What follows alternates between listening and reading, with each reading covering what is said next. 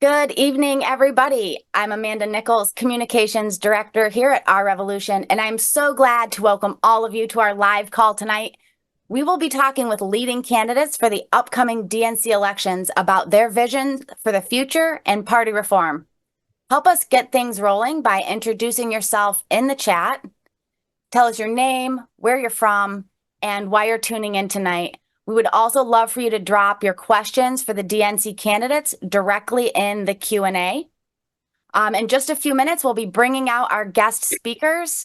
Running for DNC chair, we have Dr. Quintessa Hathaway, Ken Martin, Ben Wickler, Marianne Williamson, and James Skoufis, as well as Jason Paul. And for vice chair at the DNC, we'll be hearing from Jim Zogby, Shasti Conrad, Aisha Du, and Jane Kleb. Once again, reminding folks, put your questions for the candidates directly in the Q&A. They'll get lost in the chat. So you can find the Q&A button, click on that, and put your questions for the candidates there. Hopefully we'll get to some of them this evening. We've got a big lineup. So we're going to be a little crunched on time, but we want to get as much information directly from the candidates to you guys, the grassroots, during tonight's call. So really quick, let me read some of the names in the chat. The chat is blowing up right now. We've got Robin from Queens. We've got Glenn Fieldman in Colorado, Lisa Bradley in Ohio, Joey out in Illinois. We've got Junior from Chicago, Noah in Oakland, California. We've got Carl out in Connecticut, Susan Siegel from PDA in Massachusetts, Priscilla in Maine, Lynn Huidekoper, and she is part of the Progressive Caucus in the California Democratic Party. I'm seeing actually quite a few folks, Deb Garcia from Citrus Heights, California, Jerome Imhoff from Palm Springs, California. So just a note about the horrific fires that are happening out there in the state of California. We just want to say that, our hearts are with everybody. We're in solidarity with everyone who is being impacted. And in fact, we have many members from Our Revolution, organizers, and even some family members of our staff who have been evacuated. We know so many people are losing their homes. Some are losing their lives, their pets. And in just 1 week, Donald Trump will be taking control of our government. And, he's hell-bent on more drilling and destroying the planet to enrich his oligarch friends. So on that note, I do want to mention that the topic of our next call on February 10th will be taking on Trump and fighting for our planet. Be sure to sign up for that call as well. We'll be dropping that link in the chat right now. We've got to fight back against big oil, folks. We cannot let this continue to happen.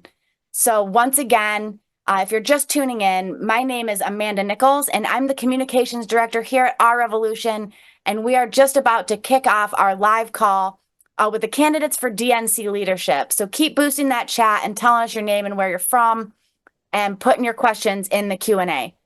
The Democratic National Committee will elect new leadership on February 1st, so we thought it was important to give the grassroots a chance to hear directly from the candidates and be heard ourselves. We will be talking with DNC chair candidates Dr. Quintessa Hathaway, Ken Martin, Ben Wickler, Marianne Williamson, Jason Paul, and James Skoufis. For vice chair of the DNC, we'll hear from Jim Zogby, Shasti Conrad, Aisha Du, and Jane Kleb. Just 448 DNC members will be able to vote to elect this new leadership. So we need to make sure that they hear from us and choose the candidates who will stand with the change for the party that we know it so desperately needs. The 4 crucial reforms: ban dark money in primaries and reject corporate money. Invest in state parties and uplift grassroots organizing. Make the DNC budget transparent and hold consultants accountable. Commit to a working class platform and small dollar donor democracy. So many of our progressive candidates or allies down ballot are in Congress and elsewhere. They're also calling for these changes, and we've had more than 10,000 grassroots activists, donors, volunteers, our Rev members already signed the petition, and we'll be delivering those names directly to those 448 voting members of the DNC. If you haven't added your name yet, please click on the link that's being dropped in the chat right now. Share it with friends. Help us impact those who are choosing the new leadership so we can chart a new course for the Democratic Party. We're a little over time already. It's exactly 8:30 p.m. Normally I would read a bunch more of your names, but I'm going to move really quickly and hand it over to one of our hosts for this evening, Our Revolution Executive Director, Joseph Gevarghese. Joseph, over to you. Thank you, Amanda Nichols, Our Revolution National Communications Director. Brothers and sisters, good evening. My name is Joseph Gevarghese. I'm the Executive Director of Our Revolution. I want to welcome each and every one of you to our DNC Leadership Forum. This forum is sponsored not only by Our Revolution, but also our partners at the Progressive Democrats of America, Roots Action, and the State Democratic Progressive Network. Tonight, we've got a lot of candidates on deck. And the candidates for Democratic Party chair who are participating tonight include Dr. Contessa Hathaway, Ken Martin, Martin O'Malley, Ben Wickler, Marianne Williamson, James Skoufis, and Jason Paul. We're also going to be hearing from candidates who are running for vice chair of the Democratic Party, including founding board members of Our Revolution, Jim Zogby and Jane Klebb. We're also going to be hearing from Shasti Conrad, who was a Bernie staffer in both 2016 and 2020. Let me start by just noting a couple of things. This forum is different than the official Democratic forums that are now underway. Our Revolution and the allied organizations that are sponsoring this call represent the progressive working class base, the Warren Sanders wing of the Democratic Party. Our members are the rank and file Democratic Party activists who serve as county party chairs, who volunteer to knock on doors and to make phone calls, and who contribute small donations to the Democratic Party.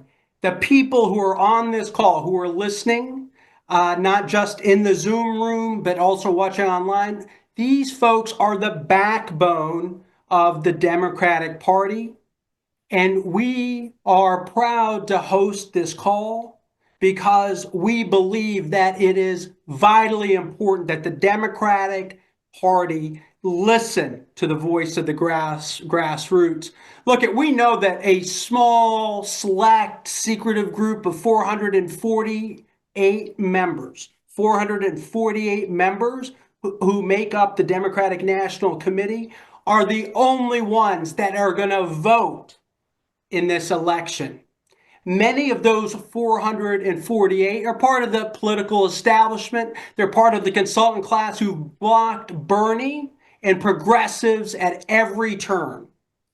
In fact, Sludge and the American Prospect just reported that at least half a dozen of that 448 are corporate lobbyists. They work for the U.S. Chamber of Commerce. They work for Big Pharma. They work for McDonald's, Boeing, you name it. It's disgusting. At the end of the day, I don't believe that the corporate hacks who got this party into trouble in the first place are going to be the ones to save us. We believe that we, the people, regular working class folks, not the wealthy elite, must be heeded in this process. This conversation is also important because next Monday, 1 week from today, Trump and the oligarchs are going to take control of every branch of government. The White House, the United States House of Representatives, the U.S. Senate, and we all know they already have the Supreme Court. The only real opposition party to MAGA and their right-wing agenda is going to be the Democratic Party. That is the world we live in. And that means that this party needs to be revitalized and rebooted under new leadership who have a vision and a strategic plan to rebuild this party and to fight like hell for the working class. I also want to be just clear-eyed about the results of this last election and what it tells us about who the Democratic Party is. And look, we all know Democrats lost big, lost everywhere. The Democratic Party has ceased to be the party of the American working class. MAGA won voters who make under 100,000 a year. The Democratic Party has also lost the youth vote. We've lost ground with voters of color. We've lost ground with women. Here's another way to put it. The Democratic Party is now the party of the college-educated suburban white elite. You know what? That is not the party that our organizations are fighting for. We are working to transform the Democratic Party. We've been doing so since 2016 and beyond. And look, it's been a struggle. And I want to right now just do a shout out to our board chair, Larry Cohen, Jim Zogby, Jane Klebb, and others for the work they have done to go up against the corporate elites who run the Democratic Party. Now is our chance to make a difference. We believe that the party's got to represent the working class. It's got to be transparent about its budget and how our money is spent. So what do we want? What does the progressive wing of the Democratic Party want? Our revolution surveyed our base. 10,000 people responded. And here's what they said are our top priorities. We want a Democratic Party that doesn't allow corporate dark money into the primaries. We don't want a Democratic Party that has anything to do with corporate money and corporations setting the agenda. That's number one. Number two, we want a Democratic Party that understands that organizing is the key to winning, and they've got to invest not on advertisements and influencers and all this stuff. They actually need to invest in state parties and engage in deep grassroots relational organizing. Number three, we need to make sure the Democratic Party's budget is transparent. And we need to hold the consultant class accountable. As I said earlier, some of the 448 get business from the Democratic Party. You know what? That's a conflict of interest. It's corrupt, and it should not be allowed to go forward. And number four, we need a Democratic Party that is on the side of America's working class. They need to articulate issues that are important to working class voters, and they need to prioritize small donor contributions. Look, at the end of the day, there's two corporate parties in America, and what I'd say to the Democrats is give up on being the corporate party. Trump has got that locked up, Trump and the oligarchs. If we're going to win, the only path is representing regular, everyday Americans who are about to get screwed by Trump and the oligarchs. So, brothers and sisters, today we're going to ask each of our candidates where they stand on what the grassroots are saying are their priorities. And we're going to ask them, what is your vision and your strategic plan to rebuild the party so that we have a robust opposition party in the United States of America. With that, I'm going to hand it over to Sandra Clausen, who is one of our co-hosts tonight. Sandra is an Our Revolution Virginia leader, and she is also the leader of the State Democratic Party Progressive Network. Sandra, good evening. Thank you so much, Joseph. Good evening, everybody. I am Sandra Clausen from Virginia. I serve on the steering committee of the State Democratic Party Progressive Network, and I also want to welcome you to our live DNC Leadership Candidate Forum. We are a network of the former Bernie Delegates Network organizations, Our Revolution, Progressive Democrats of America, and Roots Action, who have joined with progressive leaders nationwide who are working inside their state Democratic parties to promote the progressive policies and solutions with an economic emphasis that we believe will best serve the needs of all Americans. Our network would like the party to commit to a platform that includes advocacy for ending the privatization of public goods like Medicare, establishing a national infrastructure bank to create millions of family sustaining jobs for American workers, and for a 21st century economic Bill of Rights. The Democratic Party is in crisis, as Joseph pointed out, and what this party stands for is unclear. The purpose of this forum is to try to find out what the candidates for DNC leadership stand for. Merely being against Trump clearly isn't good enough, nor is mere repetition of current refrains about reaching working class voters or devising a new 50-state strategy or strengthening state parties, no matter how valid those concepts might be. We would like to hear specifics, including commitments from the candidates that they can be held to. In a couple of hours, this forum will be history, but its sponsors, the State Democratic Party Progressive Network, Our Revolution, Progressive Democrats of America, and Roots Action, we're all determined to help make history for a far better future in the years ahead. We appreciate very much the participation of the candidates tonight, and we hope for an evening of candor and illumination. So let's begin. I would love to introduce our first guest. Welcome to Dr. Quintessa Hathaway, candidate for DNC chair. Quintessa was the 2022 Democratic nominee for Congress in Arkansas's 2nd District. She's an author, an educator, an entrepreneur who believes, quote, "We are all charged to aggressively seek to break down the walls of bigotry, racism, ableism, and xenophobia," end quote. Welcome, Contessa. Please share your opening statement with us, after which I'll ask you a few questions. Go ahead, please. I'd like to thank Our Revolution, the Progressive Democrats of America, and all those that were part of the organizing effort to put on today's forum. I've been excited, enriched by each of the forums that I've attended over the course of the last week or so as I've been out on the trail to seek to be the next DNC chair. But with all heart, all excellence, all excitement, this is the one that I'm most joyful to participate in. Simply because I know the work most specifically of what the Progressive Democrats of America do each and every Sunday to build the groundswell, to galvanize people on each and every Sunday at 3 p.m. Central, 4 p.m. Eastern.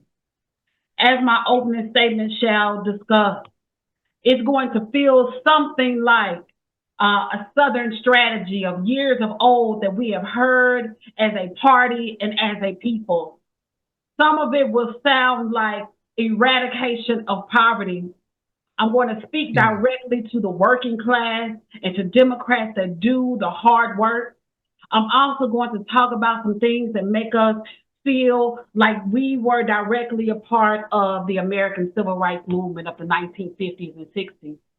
And I also want to speak directly to the piece that if given the blessing and opportunity to be the next DNC chair, I'm going to get down on the ground with voting rights, civil rights groups, as well as progressive and liberal-leaning Americans of this country, do the hard work, go into the houses of worship and where secular communities meet to be about the business of grassroots organizing and sustaining the party. I have posted on my website a 7-point plan. As many of the other candidates have talked about, a 50-state District of Columbia and all U.S. territory strategy, data-driven, research-based, and targeted messaging and marketing, passage of the John R. Lewis Voting Rights Act and Freedom to Vote Act. The Democratic Party must be about the business of getting involved in litigation. Democrats retaking the South is going to be key to unlocking the door of liberation for this nation, as well as a youth movement to get all youth registered to vote across this nation, as well as we prepare for the 2030 census and reapportionment. Furthermore, let me add this. America needs an injection of economic hope for all people. Under new leadership, we will fight on the behalf of all families and the most loyal constituencies of the party, the beloved community, and to bring about real and sustainable change. There's always been an underclass in this nation. The American economy was built on free labor. Underserved and underrepresented groups have been linked to poverty since America's inception. Low wealth has lasting and long-term consequences even after an individual has risen the economic ladder. Poverty is not limited to the economy. Therefore, a socio-political policy is needed to address the issues from a broader perspective. As a party in rebirth, we must bring centrist, liberals, and conservative Democrats together around the issue of eradicating poverty according to realistic and strategic timetables. Poverty reduction has a correlation to long-term economic prosperity at the microeconomy and macroeconomy levels. We must do more to create stability, security, and opportunity for current and future generations.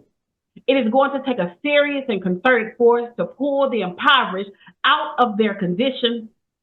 The message of wealth accumulation is going to have to be taught by parents and in the pulpit, in schools and in the streets, from the womb to the tomb. That is the end of my opening statement.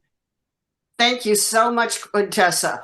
I have a couple questions for you now, and to enable more of them, I hope you can answer them in about 1 or 2 minutes each. First one, what do you plan to do to reduce the influence of corporate interests and lobbyists in the party? Since Citizens United came down, we have been in a uproar as a party and as a nation with the infiltration of PAC money, super PAC money. And what it is going to take is us, whomever our consultancy class is going to be, our accountants, our CPAs, whoever is a part of the financing piece, our financial director, they are going to have to see, one, look and identify what corporations are actually giving. There has to be an intentional assessment of who the individual donors are, if they are maximizing their giving, to return those monies if they do come into our coffers, as well as being unwilling, sign the pledges, make the necessary statements in order for those monies not to come into the Democratic National Committee, as well as local, state, and federal races. What that will look like, specifically, we have to do those hard things. Thank you so much. Next question.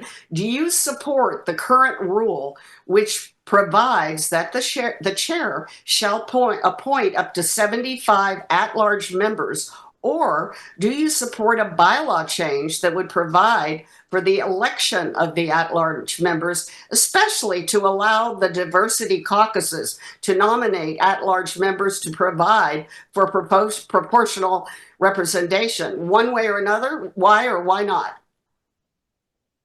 I want to say this to all those that are running for any seat for the DNC. Not one vote has been cast. Let me say that again. Not one vote from the 448 DNC members has been cast. This is an equal, level playing field. The rules are transparent and equitable for all people to walk down this path to represent not just the Democratic Party nationally, but well as internationally. We are the definition and greatness of American values. And what is going to happen over the next 4 years, 14 years, and 40 years is for us as a party to be at the center, to be at the heartbeat of what matters to this country and for the sustainment and fulfillment of America. What that looks like, yes, I recognize that there are 75 members that the DNC chair is able to select to sit on the DNC. Is that the most proportional number? We'll have to look at the data. We'll have to have some individualized conversations with those individuals now. But also there's a patriarchy in place in the DNC. There's a hierarchy in place with the DNC. There are also some gatekeeping and lack of transparency that is happening within the DNC. Not to compare, but just simply to state some facts.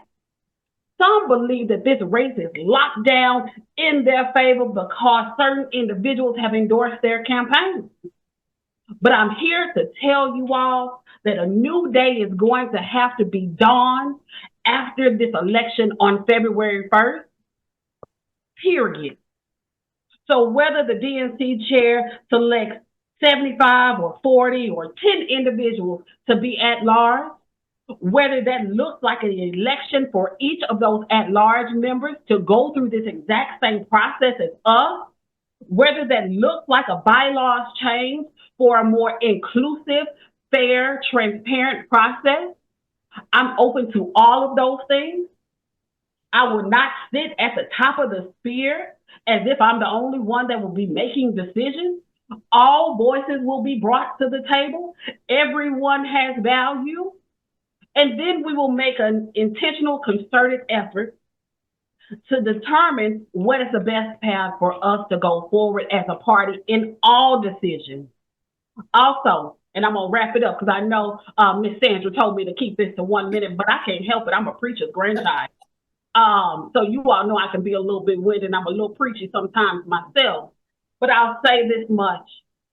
No one is going to fight harder than Dr. Quintessa Hathaway against this Trump machine.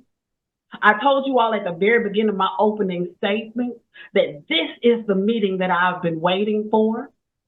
Sometimes the campaign is going to feel like we're coming back to the days of the civil rights movement. And there's a term that I've coined as the second civil rights movement. We're going to bring that exact same type of energy.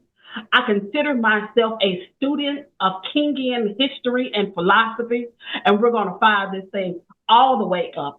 Take the Democratic Party onward, forward, upward, and outward forevermore.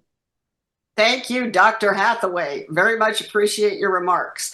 Now I'd like to hand the mic over to my co-host from Roots Action, Sam Rosenthal. Over to you, Sam.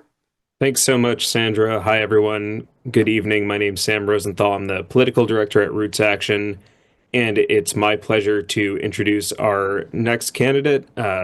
Welcome to Ken Martin, candidate for DNC chair. Ken is currently serving a 7th term as chairman of the Minnesota Democratic Farmer Labor Party. He's been leading a state party that hasn't lost. It was the one blue wall state that held strong this past election. He's also the president of the Association of State Democratic Committees, and he serves as a vice chair of the DNC.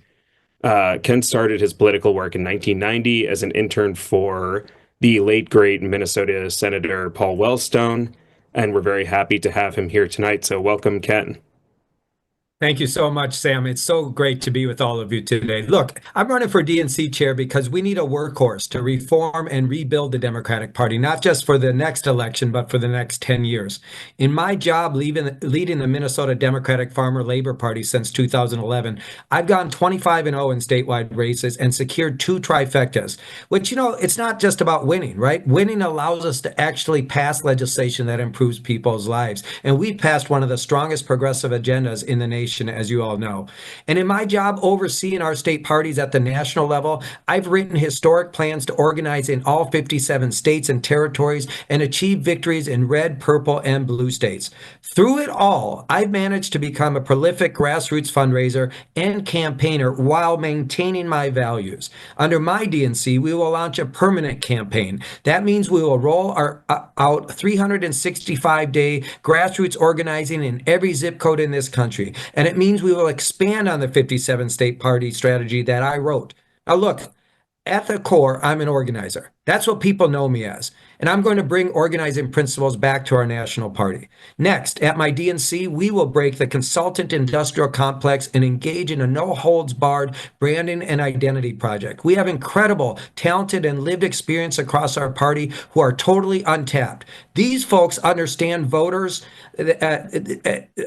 voters in this modern media and information ecosystem and are a step ahead of everyone else. And finally, my DNC will rebuild and restore our Democratic coalition by focusing on an agenda that brings us together. One of the biggest red flags facing our party is that the perceptions Americans have of the two major political parties has switched. Today, the majority of Americans now believe that the Republican Party best represents the interests of the working class and the poor, and the Democratic Party is the party of the wealthy and the elites. And sure enough, the only two groups that we overperformed with were college-educated voters and wealthy households. That is a damning indictment on our party brand. We lost a lot of ground with voters in 2024, including Black and brown voters, including rural voters, Latino voters, women, working class voters, as I mentioned. There is a dismissive notion, by the way, that the words working class are a code for white voters. That's not the case. All of you know that working class voters are Black, brown, and white people working harder than they ever have before and falling behind and feeling like our party doesn't give a damn about their lives. They're all disconnected from our party. The future of our party is focusing on a multiracial, multi-generational coalition of working people in every state, in every community, and every zip code, and standing up and fighting for them. My old boss, Paul Wellstone, used to say that you should never separate the life you lead from the words you speak. You see, people see politicians from both parties talk a big game about making people's lives easier or better, but when those same folks get power, they don't use it. They sit on it. And what good is banking political power if you don't use it to make a difference in people's lives? That will change under my national leadership. Look, after the 2016 election, I helped champion many of the Unity Reform Commission proposals on the Rules and Bylaws Committee, including being the author of the superdelegate reform that passed. No party chair and none of our party leaders should have their thumbs on the scale. I have been a long supporter of reform to democratize and open up the Democratic Party. As I like to say, I represent the Democratic wing of the Democratic Party. As Democrats, our relationships need to be built on hopes and dreams and shared values. Our vision needs to extend to 2030, 2035, and beyond, and our strategies need to be based on the emerging targets of tomorrow instead of what's worked in the past. People are sick of the status quo from Democrats. Unlike some of my opponents, I don't have billionaire donors directing my campaign. My mom had me, her first kid, when she was just a teenager, 15 years old. She was raising 4 kids by the age of 20. She was a single parent, and we faced some tough times in and out of shelters. Yet we always were and still are a family that believes in the promise of America. I was the first in my family to get a college degree. I didn't go to an Ivy League school. I went to a state school. I don't rub elbows with the Hollywood elites. I rub elbows with people in labor halls and church basements. Donald Trump, for all the pain that he will ultimately bring to people, represented an enticing rejection of the status quo. But he's going to use his power to engage in revenge and political retribution. That's not going to help the folks who voted for him.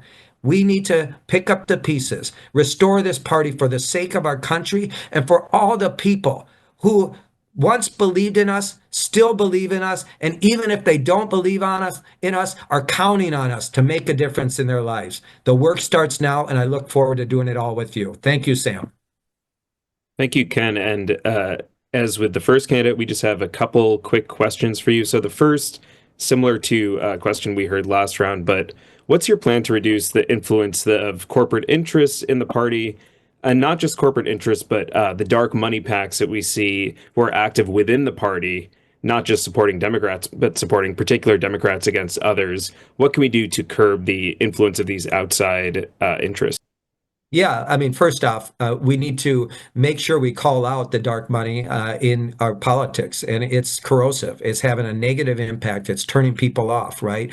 These billionaire donors and these large corporations who are trying to essentially subvert the will of the people, they do it by buying people off, right? And you know what? We as a party need to make sure that we are only taking money from people and entities that share our values. I commit to you that the DNC will not take money from people, corporations, or others that are union busting, as an example, or from corporations and others that are preying on the least amongst us and the vulnerables in our communities. The reality is we have to stand up to dark money. We have to stand up to corporations and billionaires. They already have too much power. We need to then invest in making sure that we have a lot of our small dollar programs are established so that we don't have to rely on big contributions from billionaires and high net worth donors, right? The third thing we need to do, in my opinion, is speak with a very loud voice as a party. Make sure that we are talking about this, calling out Democrats who are receiving dark money and bad money from corporations, and make sure that we're calling them out. You know, we should only be taking money from people who share our values and who are committed to lifting up the voices of our party and living our values each and every day. Last thing I'll say on this is this. We have to be standing side by side with those who want to end Citizens United, get corporate money out of politics, overhaul our campaign finance system, and return the power to grassroots donors. That's my philosophy. There's a lot more we could do with that, of course. We certainly need to raise money, but we're not going to raise money by giving up on our values. Great, thanks so much. And one more question that's come up in the chat a couple of times, actually. And you know this is a progressive audience, so they have to put this question to you. But would you support Medicare for all, single-payer Medicare for all, as a push within the party if you were in the chair position? Yeah, I mean, here's what I would say. We have I've been to Taiwan. I've been to other countries that have a single-payer healthcare system. It is obscene that we have a for-profit healthcare system where people are making money off of people who are dying and off of the sick. It's ridiculous. We need to get to a system in this country where people don't have to worry about healthcare, where we have universal healthcare, where it's a single-payer system. And there's lots of different models on a single-payer system. You all know that, right? But we need to get the profit motive out of our healthcare system. People should not be making money off of people who are dying in this country. So Thank yes. you so much. Thank you so much, Ken Martin, for being here. And I'm going to pass it back now to Sandra. Thank you. Thank you.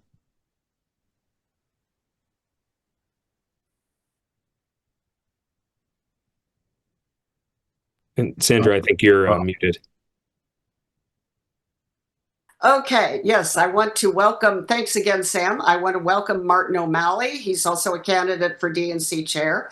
Martin O'Malley ran for the Democratic nomination in the 2016 presidential cycle. He served as governor of Maryland and as mayor of Baltimore. And most recently, he served as commissioner of the Social Security Administration from 2022 to 2023.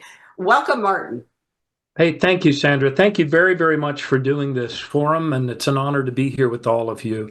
As Sandra said, my name is Martin O'Malley. I come from the state of Maryland, the blue flame of Democratic hope, where we just elected a new senator in Angela Alsobrooks, the very first African-American senator, first African-American woman senator, both from our state.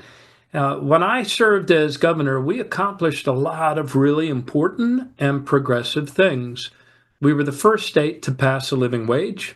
We were the first state to defend at the ballot, after passing it in the legislature, marriage equality. We passed the DREAM Act so that immigrant kids could actually get in-state tuition if they got into the University of Maryland. We banned combat assault weapons and required licensing for the purchase of any guns. And we were the first state south of the Mason-Dixon line to repeal the death penalty. Took us 3 tries, but we did it. I share all of those things to underscore another very, very important truth. We were able to do those things. We were able to build our Democratic majority because of 2 reasons. One, we built up the party, but more importantly, we always communicated to the kitchen table concerns, the economic security of every single person in our state, whether they lived on the Eastern Shore or East Baltimore, in Cumberland, Maryland, or in Cecil County. We were the party that was committed to having the back of the hardest working people in our state. And that's why we won after a recession with a 14-point margin over a Republican candidate that we had beaten once before and came back and raised just as much money. Sandra, I take to heart your admonition that we tell you how you can hold us accountable. I have rolled out a 100-day plan because in this election, this is a time not for a caretaker, not for a continuity leader, but for a change maker.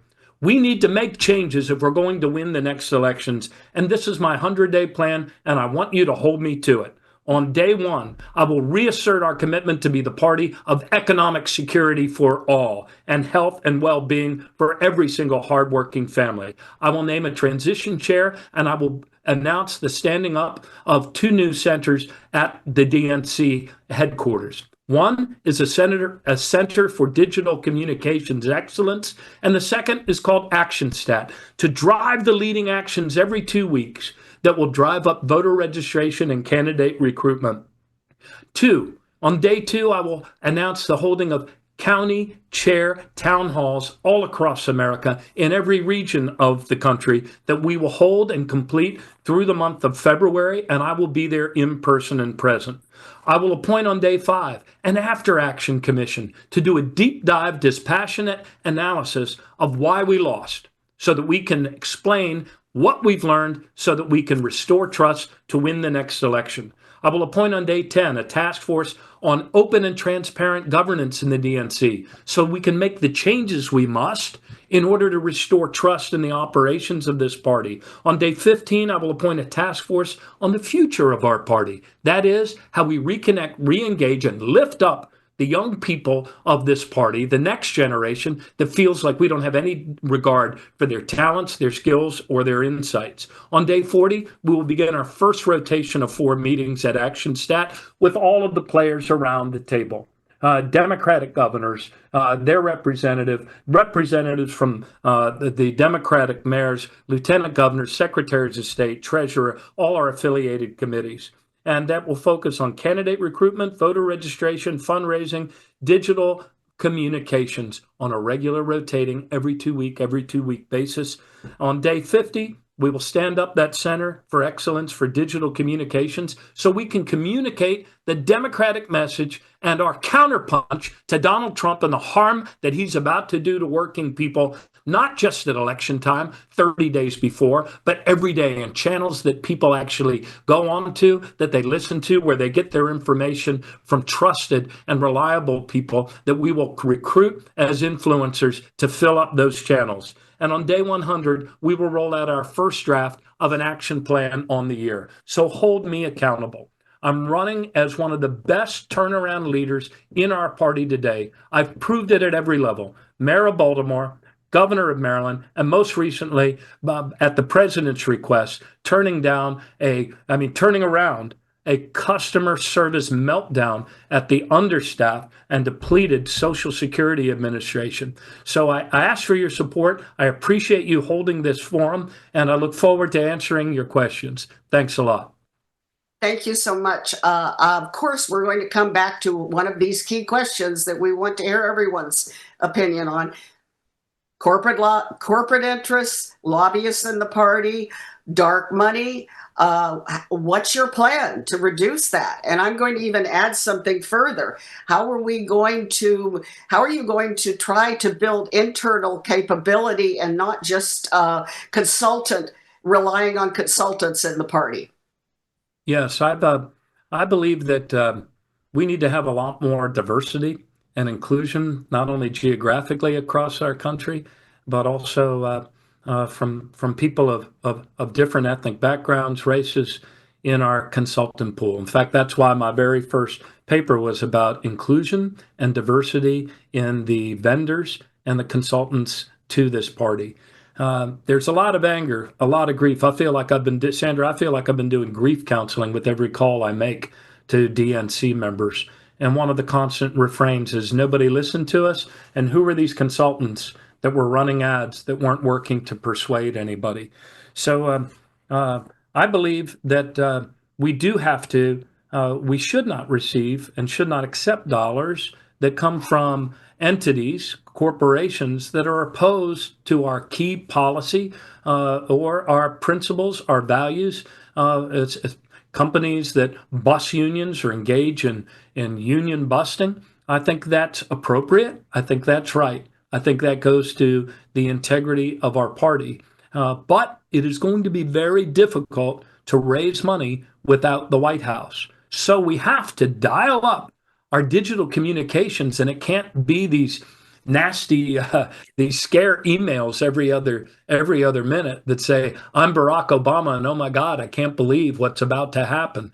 You know, we need to treat people with a little more intelligence. We need to use that fundraising to communicate over the arc of time in ways that people actually care about. And we need to do a much better job of building up a customer relations management system, if you will, with grassroots donors so that we can communicate with them online about the issues they care about before we ask them again and again and again to save, to send $5 because, oh my God, the sky's falling. We'll have plenty of opportunities. There'll be no lack of fear in the air, but we need to make sure we communicate with people over a narrative, and we need to dial up the grassroots donations at this opportunity. Darkness makes a great canvas, and Donald Trump's going to provide plenty of darkness for us to dial up the grassroots involvement of funding this party and candidates that we need to recruit all across the ballot, not down the ballot, but all across the ballot.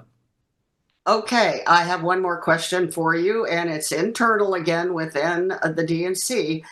Do you support the current rule, which provides that the chair shall appoint up to 75 at-large members? Or do you support a bylaw change that would provide for the election of the at-large members, especially to allow the diversity caucuses to nominate at-large members to provide for proportional representation? One way or another, why or why not, please? Yes, I do support the current rule, but I'm also aware that the reason that rule came into being was after 1988 and Jesse Jackson's second very exciting campaign. And the purpose of it was to give the chair the flexibility to better balance and make more inclusive the governing body of the DNC. So, to that end, I would welcome nominations from the caucuses. I would welcome nominations of people that want to be appointed to those at-large positions. And as I did as the mayor of Baltimore, as I did as the governor of Maryland, I will act in ways that are aligned with what I believe is the greatest strength of our nation and the greatest strength of our party, which is our diversity. That is our strength. As the great Frederick Douglass said, we are one, our cause is one, and we must help each other if we are to succeed, and the party needs to reflect the diversity of the United States. Thank you so much, Martin. Now I'd like to introduce Jay Levine from Roots Action, my co-host, to proceed. Thanks so much. Thanks, Sandra. Hi, this is Jay Levine. I'm with the State Democratic Party Progressive Network, just like Sandra. Whoops. And I'm here to introduce James Skoufis, candidate for DNC chair. James represents New York's 42nd district in the state Senate. On election day, he won re-election by over 13 points, running 23 points ahead of VP Harris, who lost the district by double digits. In 2012, he was elected to the New York State Assembly, becoming its youngest member at 25. James has won on Trump turf 3 times and says the key is to show up everywhere and spread a populist message. Welcome, James. Go ahead, please.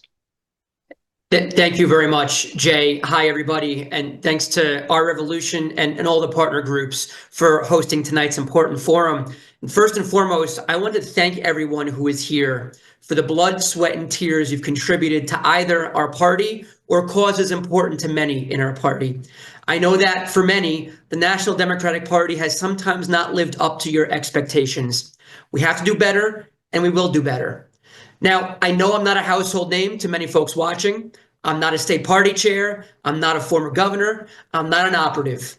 I am someone, as was just mentioned, who knows how to win in places like my Trump plus 12 district, where we as National Democrats have stopped winning. And I do so without sacrificing my democratic values. I know how to coalition build for a living and speak with voters, not to voters, and not in overly academic terms that make it seem like we're better suited sometimes for running for university chancellor than for public office.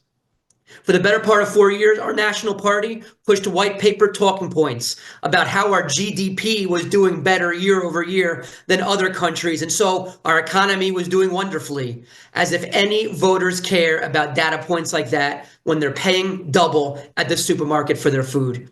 We need to become relatable again as a Democratic Party, meaningfully engage and speak to the issues that are top of mind for voters, whether we like those issues or not, and decidedly take a side in the fight between the working class and corporate elites.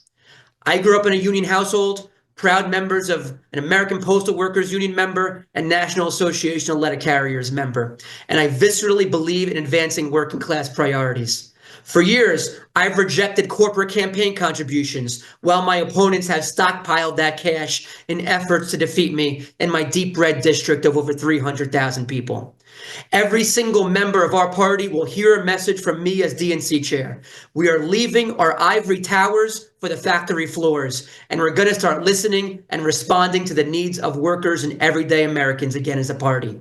As Democrats, that's what we did for over a century, and that's what we'll do again when I'm elected DNC chair. Additionally, we need to stop fence sitting on and running away from the politically tough issues. Voters can see when we're obfuscating and dodging them. They're not stupid. And all we wind up doing is alienating every voter from every stakeholder group in the process. Take the conflict in Gaza. Our national party has walked on eggshells for over a year, afraid of saying the wrong word that might piss off this group or a different word that might piss off that group. We didn't bring empathy. We didn't meaningfully engage. The result? Everyone from college campus activists to Arab Americans to Orthodox Jews deeply lost trust in our national party. We alienated everyone. The next iteration of our national party cannot ride a fence from here to Sunday on the most important issues to voters. Now, it's not good enough to espouse values that we do not live ourselves. That's why I've advanced the most aggressive platform to reform the DNC of anyone running in this race. Right out of the gate 2 months ago, I made taking the fight to the DC consultant class central to my platform, going as far as demanding that every vendor contract be allowed to expire and be competitively rebid. Too much of our party's money is going to friends of a congressman or folks who otherwise have special relationships in the DNC. As chair, my message will be loud and clear to these grifters. If you want to earn our party's business, you're going to earn it honestly and by demonstrating value, not because of who you know at the DNC. This race for chair is not a battle of ideology like it was 8 years ago. This race is an inside-outside race, and our opportunity to do things differently so that our party can get back to winning. If you want a chair that's going to kick the consultant class to the curb and rebuild the ship from the hull up to the masts with you, someone who coalition builds for a living and has taken the fight to Donald Trump for the past 12 years on tough Trump terrain, someone who's committed to appointing an executive director from organized labor, someone who's going to empower every talented member of the DNC, not just a minuscule inner circle, and someone who's going to give the grassroots a clear, direct seat at the table, then I'm your guy, and together, let's get back to winning. Thank you again, and I'm looking forward to your questions, and after tonight, fighting for the heart and soul of our party with you. Great. Thank you, James. All right.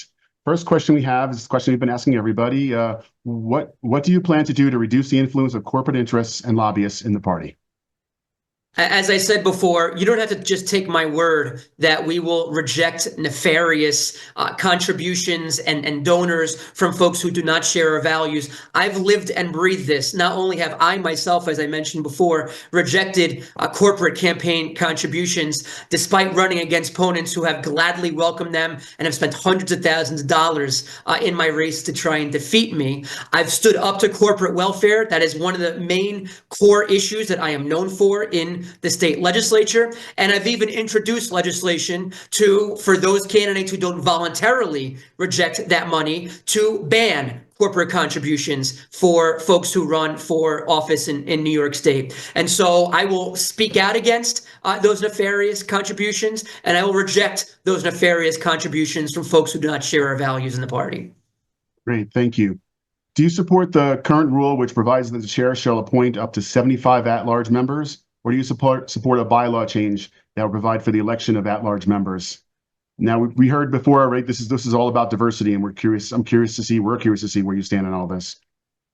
I have the most aggressive response to this issue of anyone that's running. And as I said before, you can check out my platform, scoofusfordnc.com. There's a whole section that speaks to reforming and making transparent and making the DNC more responsive than it is right now. And I specifically speak to this issue as well, because if you pull up the list of the 75 at-large appointees that the DNC chair currently gets, it will not surprise you that a hugely disproportionate number of these appointees are lobbyists, consultants, huge donors, and the definition of insidery insiders.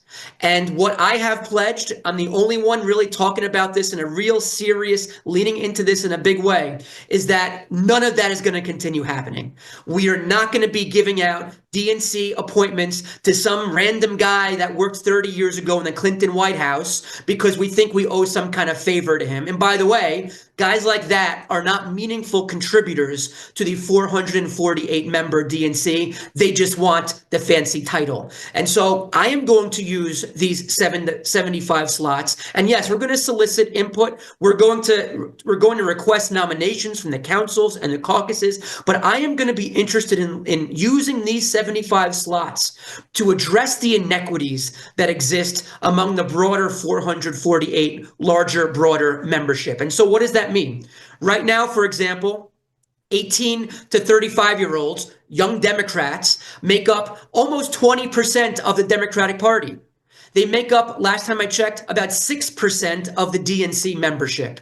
And there are inequities like that for a wide variety of backgrounds and demographics that need to be addressed using these 75 slots. No longer will they be used as a patronage mill when I'm DNC chair. Thanks, James. Just a quick answer. Do you support a bylaw change? I do not support a bylaw change. I think that opens up significant unintended repercussions. But what I'm talking about requires a DNC chair that's going to open up the organization and make sure that we get the grifters out of our party. And I believe we could do that without a bylaw change that I think has some other unintended repercussions. Okay, thank you. And so this is about Citizens United and dark money. Do you support a DNC task force providing options for state parties to eliminate dark money in their primaries? Yes. Great, thank you. And I'm just going to ask, you talked about Gaza and the Democratic Party, the DNC needs to get off the fence. Where are you on that? What side of the fence are you going to get off on? Yeah, so I need to be clear because I've seen you ask policy questions to some of the other candidates as well. The DNC chair, it is not my obligation or interest, and it's not in or should not be in any DNC chair's portfolio to impose one's ideology or policy preferences onto the Democratic Party. The DNC is meant to be an organization that coalition builds and wins elections. And so I'm not a lawmaker. I'm a lawmaker in my day job right now. The next DNC chair is not a lawmaker, a policy maker. And so my interest is going to be to go to all of those stakeholders, many of whom are on this call. And these are some of my first meetings as DNC chair, by the way, and go to them with some contrition and explain, look, we have not lived up to your expectations as a national Democratic Party, and we have to do better. And maybe we're not going to agree on every nuanced issue of every complicated policy portfolio. But it begins by respecting your worldview and your position. And no longer is the National Democratic Party and the DNC and the DNC chair going to be dismissive.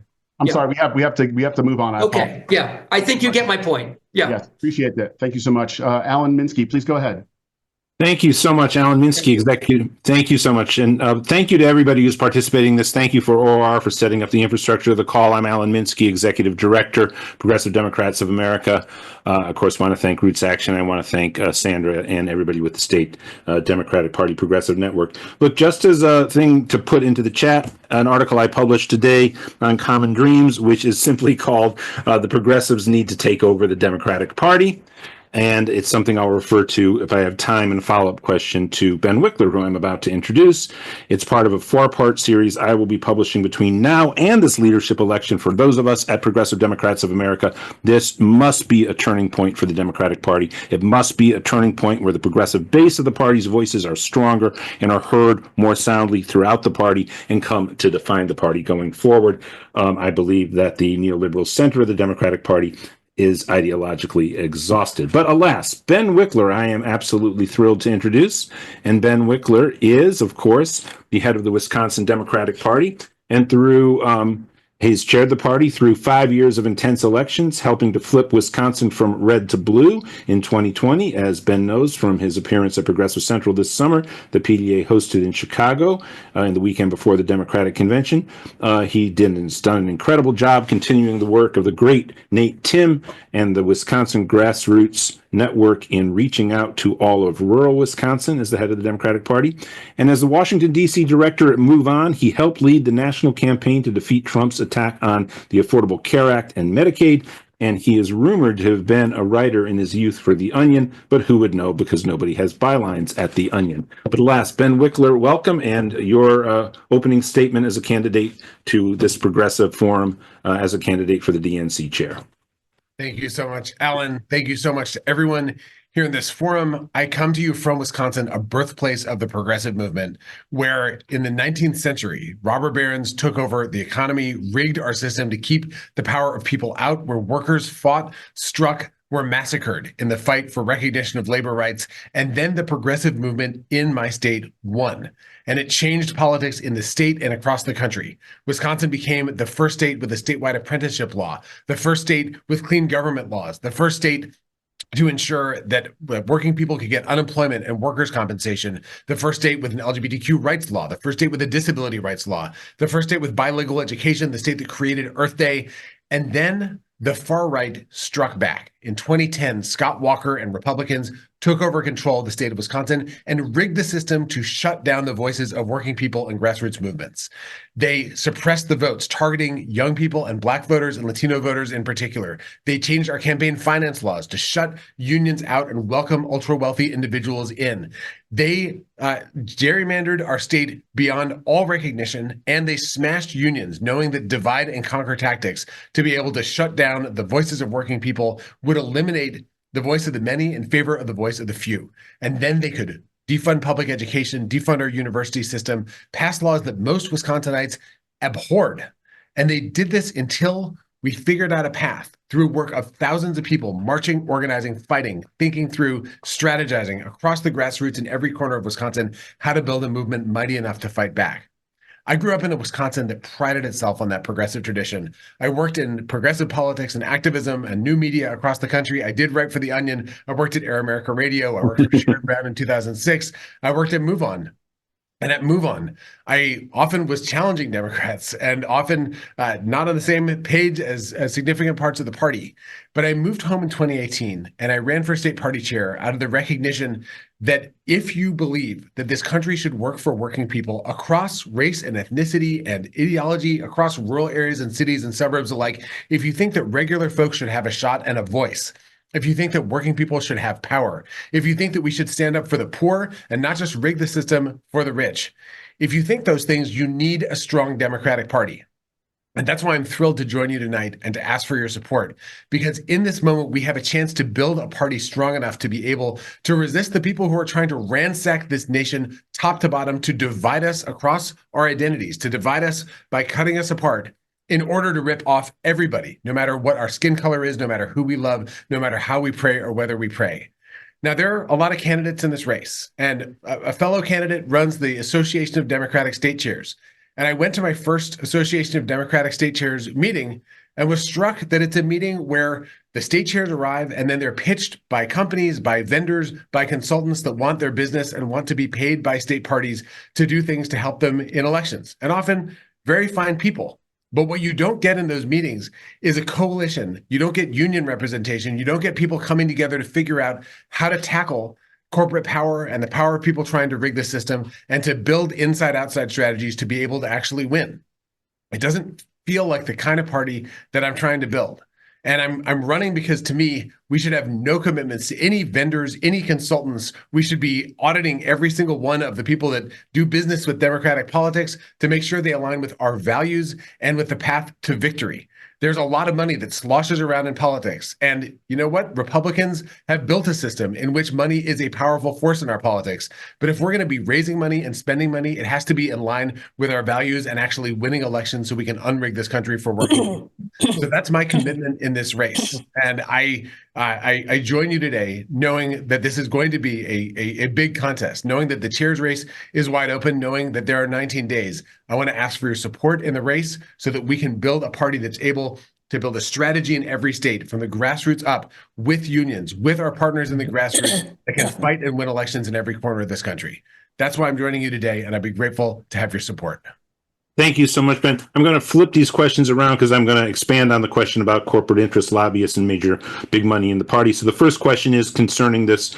Do you support the current rule which provides that the chair shall appoint up to 75 at-large members, or do you support a bylaw change that would provide for the election of at-large members, especially to allow the diversity caucus to nominate at-large members to provide for proportional representation? Why or why not? So the question about the 75 at-large members, Ben Wickler. I hear where this question and the recommendation comes from. We cannot have a DNC that's just full of party insiders who are owed favors, who are scratching backs, who might have contracts or business with the DNC. And I will tell you, you can ask folks in Wisconsin, I go out of my way to ensure that appointees represent all the communities around our state and are not just people there to say yes to me. At the same time, I say no to the bylaw change. And the reason for that, one is, I'm sure you've heard this before, I've made commitments in this race to ensure that, for example, 20% of at-large appointees are young people, that we have at least 5, shoot for 10 people with known and visible disabilities on the DNC. I'm committed to Black and Latino and Native American and API and LGBTQ representation of ethnic, working class folks from across the country, of rural members of our coalition, of veterans, of seniors, of small business representation, and labor needs to be represented on the DNC. And that is not something where you can divide that into a whole bunch of categories and have elections within each of those caucuses and be able to hit all those goals at once and represent people from states across the country. So there is work to do to make sure we find folks that can lift up all these different communities at once. I've done this math in DNC delegation and at-large appointees. I've done this math as at-large appointees at the Democratic Party of Wisconsin, and we have built extraordinary coalitions of amazing people who've gone on to do extraordinary things in the party. But I do think that it is the right place for a chair who's elected by the full membership of the DNC to figure out how to do that in a way that represents the values of the coalition that brought them to bear as the leader of the party. So I don't support the rule change, but I support the spirit behind this proposed rule change. And I've lived that out, and you can see it in my appointees as chair. Thank you so much. Now, again, I just threw my article into the link again. This particular is the first of a 4-part article about this leadership race, and it focuses on the need to move the party back to FDR-esque economic policies. And in fact, we will, of course, draw in the working class, and the corporate donors will leave the party if we bank this, because we know corporate money wasn't flocking into Bernie Sanders. I do appreciate what people said earlier about drawing in small money donations. I do want to remind everybody here that Bernie Sanders did outraise every other candidate in the race last time in 2020. And he did it with small dollar donations and no money from billionaires. And that's a great model for a Democratic Party going forward. So as a way of framing this second question that we have for all candidates, how would you plan to reduce the influence of corporate interests, lobbyists, and big money influences in politics? And I'll have a follow-up for that as well. I think the most important way we do this is by choosing the fights that we fight, and choosing those not based on who's making donations, but choosing those based on actually delivering change in the lives of working people and stopping the far right ultra wealthy from rigging this country to ensure that working people don't have a voice. if we fight those fights, we demonstrate who we are, we draw support towards us of people who agree with those values in a country that is majority working class, where the enormous diversity of the working class of people of all skin colors, of all ethnic backgrounds, of all languages, of all faiths, they have in common that they need a paycheck that can support the lives that they want to lead and their families if they choose to have them, that they need a roof over their heads, they need medicine when they get sick and access to healthcare, they need food that they can actually afford to buy and to eat. And I will tell you, we had a moment where the federal government showed up for people across the country, where the incomes of those in the bottom half of the economic distribution went up. And then Republican votes and a couple of Democrats stopped that from becoming permanent. It killed support that for a brief moment cut poverty in this country in half. And that, combined with rising prices, to me, is the biggest explanation for how we lost ground in every single state in this country. So we need to fight those fights, be clear about who's on the other side of those fights, and not care if that means that donors walk away from the party, because I think we will build a bigger grassroots base, as we have in Wisconsin, where we've had 450,000 donors to our state party, average of $20 contributions. That is the way we define who we are and build trust with people that we're fighting on their side. Okay, I have two more questions, and I do apologize if I go a minute over here, but I do think there was something that we have somewhat tiptoed around on this call, and so I do apologize in part to be so forthright in this direct question of Ben Wickler, but it really belongs to everybody. Let's be honest, everybody on the call, progressives got slaughtered. We got slaughtered by big money pouring into our primaries, in particular from one or two sources, and we know what they were. They were from AIPAC, United Democracy Fund, and from crypto funding. This level of money against progressive candidates was absolutely produced some very, very skewed and negative results for progressives. And Robert Borisaj actually asked in the chat a very pointed question about this a few minutes ago. Again, how do we prevent that going forward? Why not just ban outside big money donations in the party? Your thoughts on that, Ben Wickler? We don't have the power to make laws. And so Right. we don't actually have the power to ban outside big money donations. And I say this coming from Wisconsin, where we watch massive outside money contributions pour in on the right.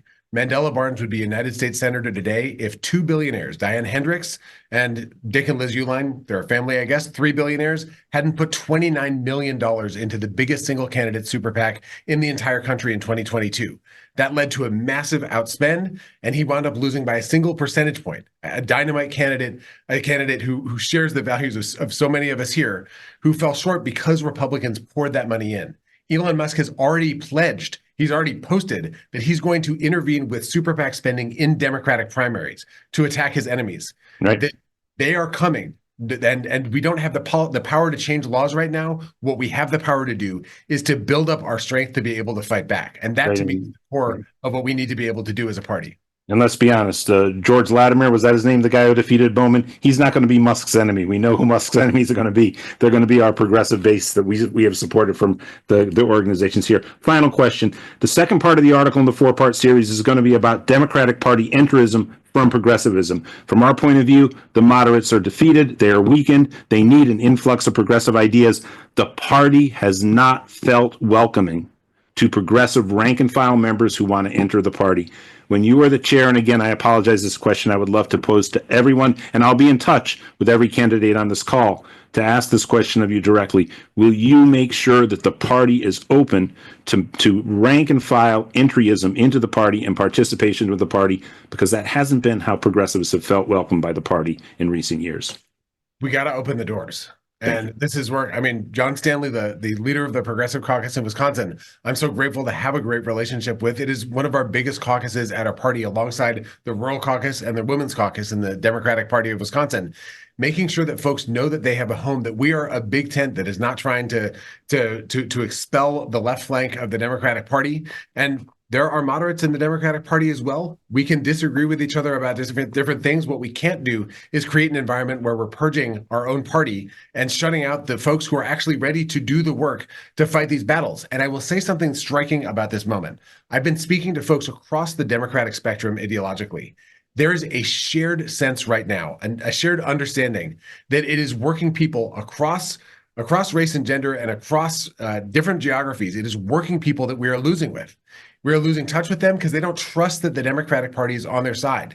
And you're hearing this from folks that are avowedly, explicitly moderate, that prioritizing kitchen table issues that people directly see and fighting against those who are trying to rig the economy, this is something that it just screams from the data. This is how we lost the last election. And if we keep doing that, we're going to lose future elections. And if all you care about is general elections, then you have to come back to this core point.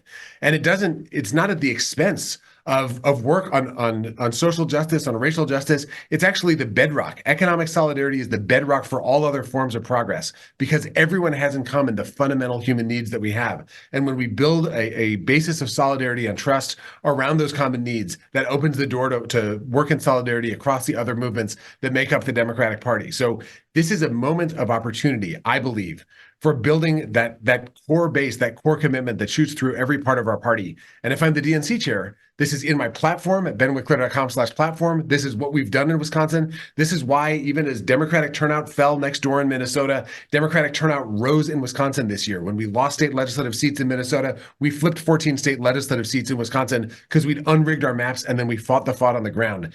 This is the moment to do this work. And I'd be grateful for everyone's support in the race for DNC chair as we seek to do it.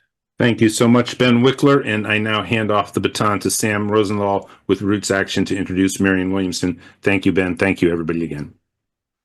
Hi again, everyone. Thanks, Alan. It's now my pleasure to introduce Marianne Williamson, also candidate for DNC chair.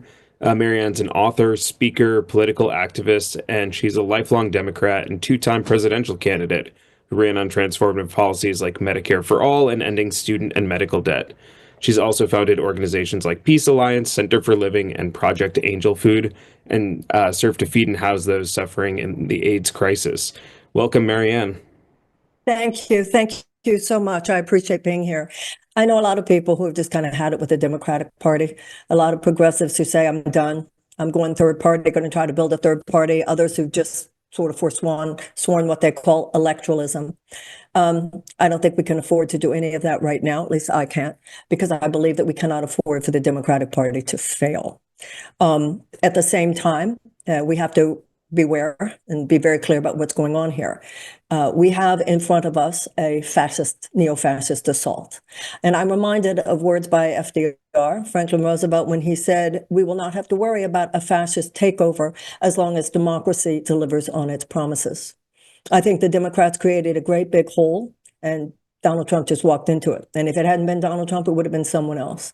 Anyone with even a rudimentary knowledge of history knows that when you have large groups of desperate people, all manner of personal and societal dysfunction emerges from that, including attraction to a political strongman and genuinely psychotic forces. So here we are.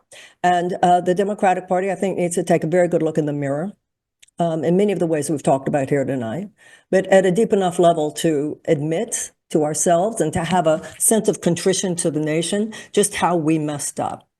You know, Abraham Lincoln at Gettysburg said that the men who had died there had given that last full measure of devotion, he called their deaths, so that a government of the people and by the people and for the people would not perish from the earth.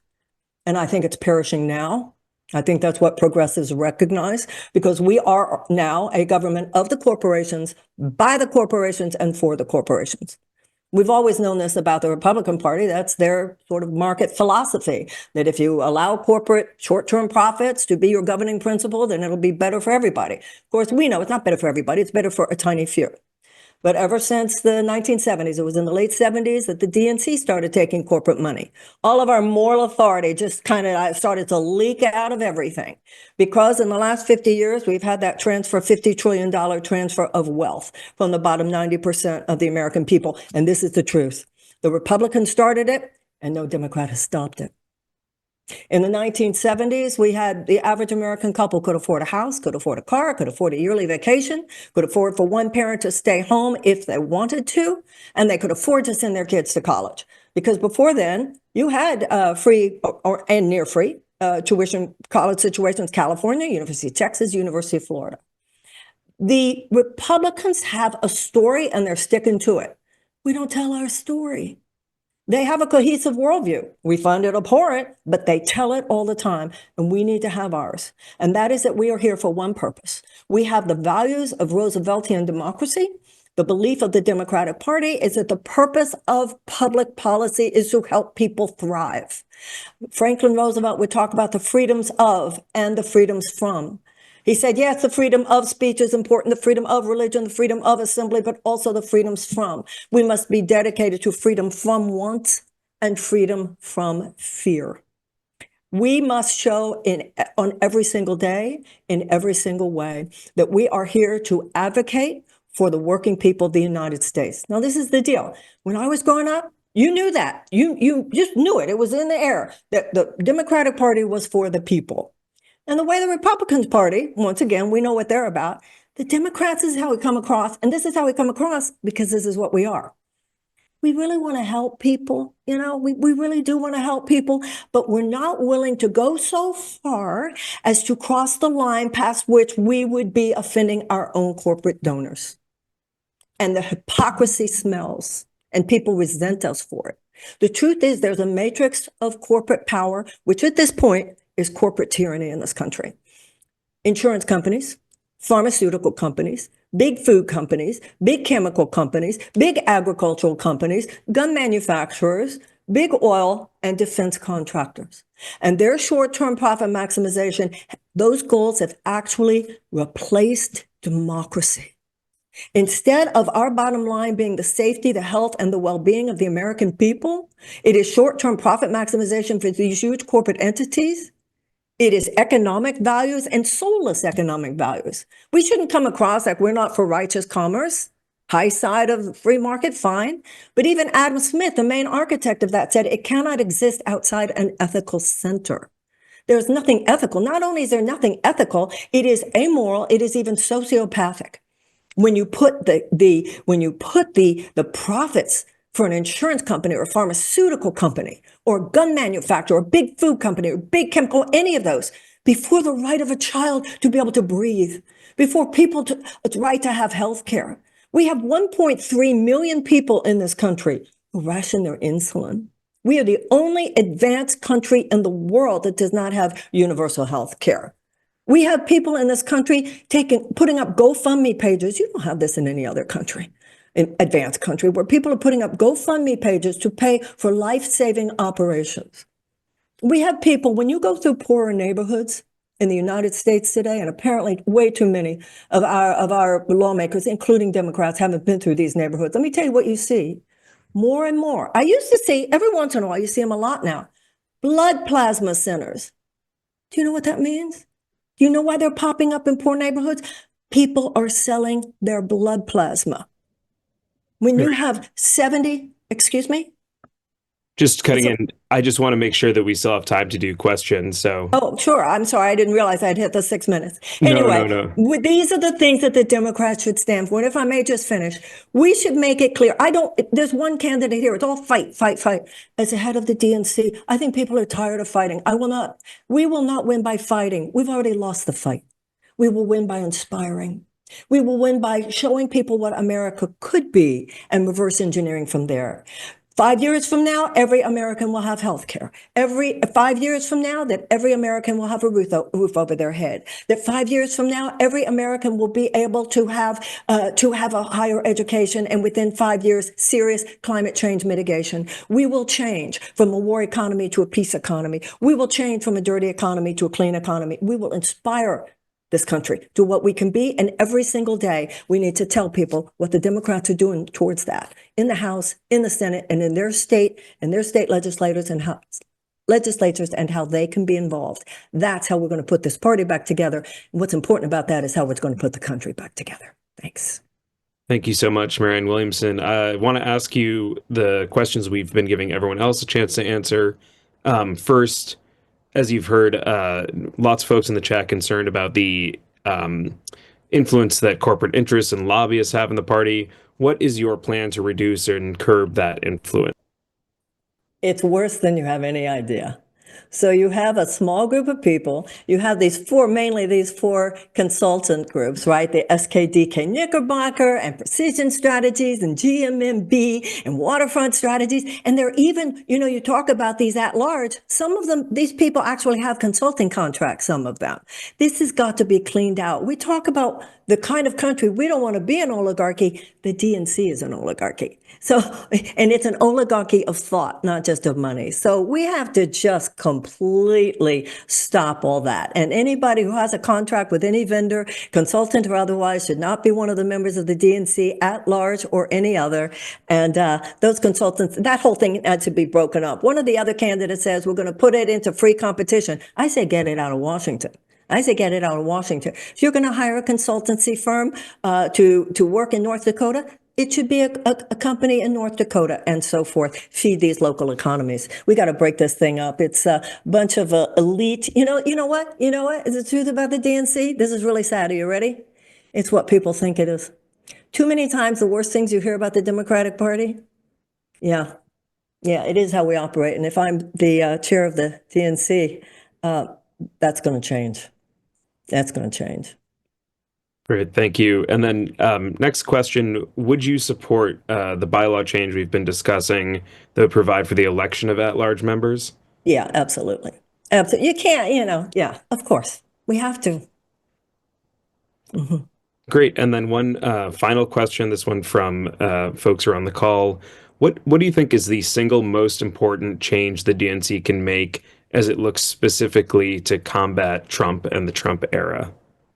We have to have a cohesive story. What's been happening over the last few years is that the DNC has been completely focused on the presidential race.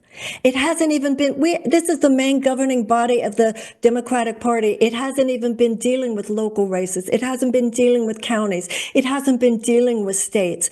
We have to have a cohesive story and we have to tell it every day. As I said before, the Democrats have a cohesive worldview and they're telling their story every day. We need to tell our story every day. Today, storytellers are as important as technicians. We're going to tell a story about a country in which we take it very seriously that all men are created equal. And that doesn't just mean all Americans. We take it very seriously that the purpose of governments are instituted to secure the rights to life, liberty, and the pursuit of happiness.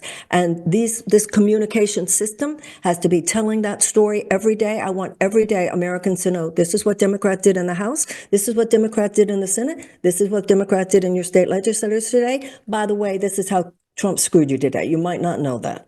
We want you to know, and I want you to know how it's applicable to your everyday life, and I want you to know how you could participate in making it different 2 years from now, but even tomorrow, if you wish to join us, because we're here with you. We're not up here and you're down there, and that has to begin with how we run the DNC. Thank you so much, Marianne Williamson. Thank you for joining us tonight. Thank you. And I'm going to pass it back to Alan Minsky.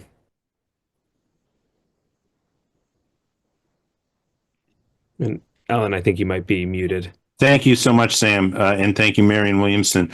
And I do have to say, as sort of a addendum to what I said earlier about the welcoming of progressives into the party, I think it will be very telling.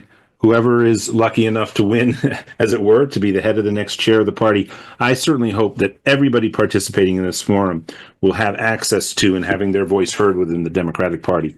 And again, to reiterate, this has not been the way that progressives have felt about Democratic leadership. And I know that that is, in many people's mind, very much an understatement that I'm making.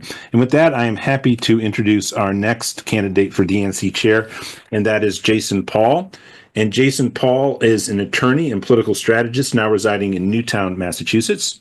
He is the author of Trench Warfare Politics in the Tinder Era, a book that explores the current and political landscape and presents ideas for reform within the Democratic Party. So Jason has written about this very subject. He lives and works in Newton, Massachusetts, where he continues to advocate for progressive change and a reimagined Democratic Party. Welcome, Jason Paul, and your opening statement to the audience here as to why you should be the next chair of the DNC.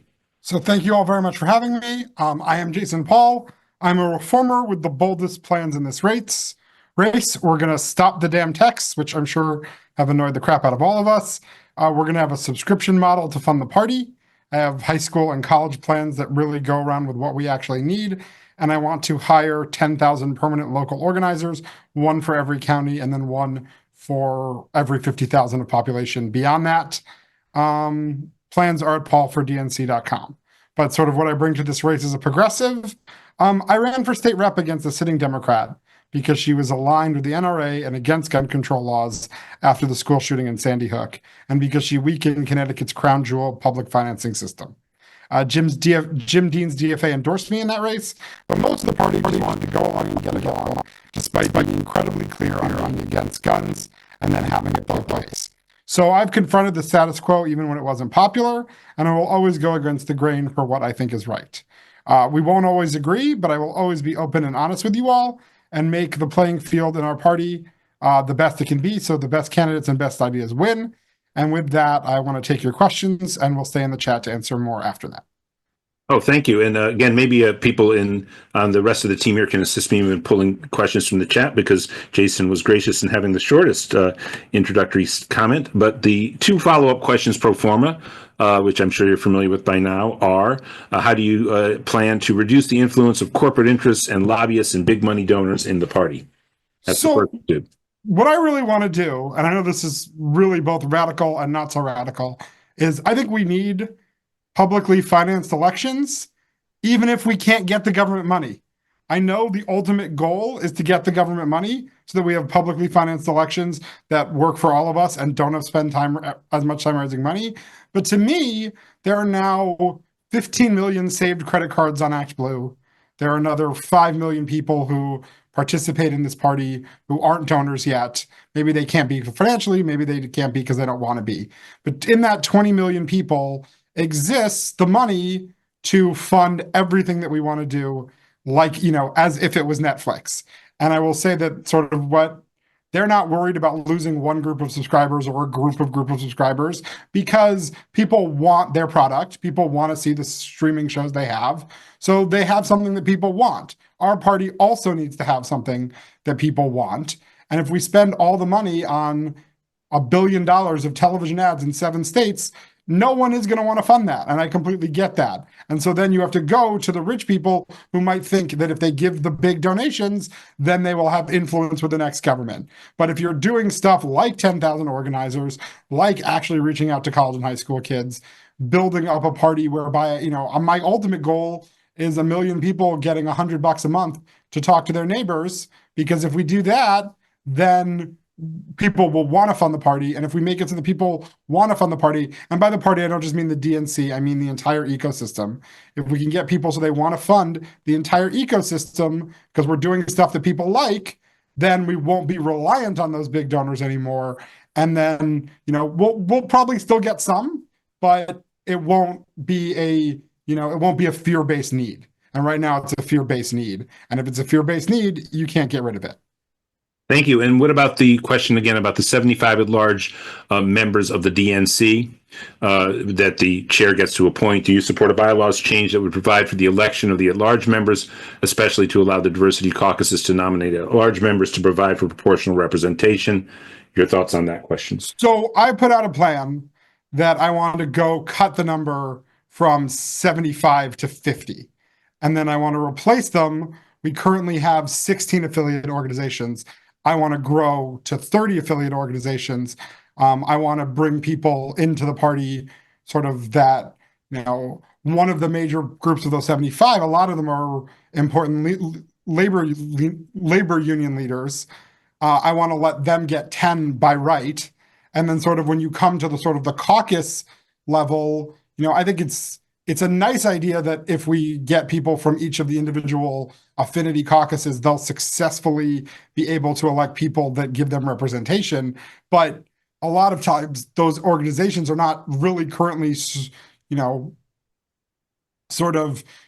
went to, if you went to a rural American and said, who are your representatives on the rural caucus? 0.0007% could know who those people are. So I don't know if the current representatives are as representative to then replace that. I think giving the chair the ability to influence what would be 10% of the membership in my newly constituted DNC at 500, going from 448 to 500, I think that makes sense. And I think you do then need to go out and say, okay, who's the most reflective, who really wants to be there, and who it's like, oh, well, I want to be there, but I want to be there for other reasons, and maybe I don't super want to be there.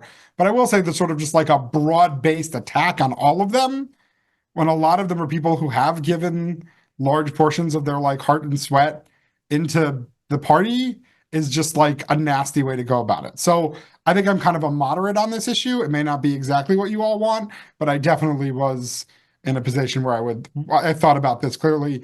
I think there could definitely be an affiliate organization for progressives. I think it's a little more complicated because if you're trying to push the party in a direction, then giving you, and you wouldn't want us to give the Blue Dogs a seat, so maybe you don't want us to give you a seat, or maybe you would, in which case we would have to talk about that. But sort of that is more my philosophy for these issues.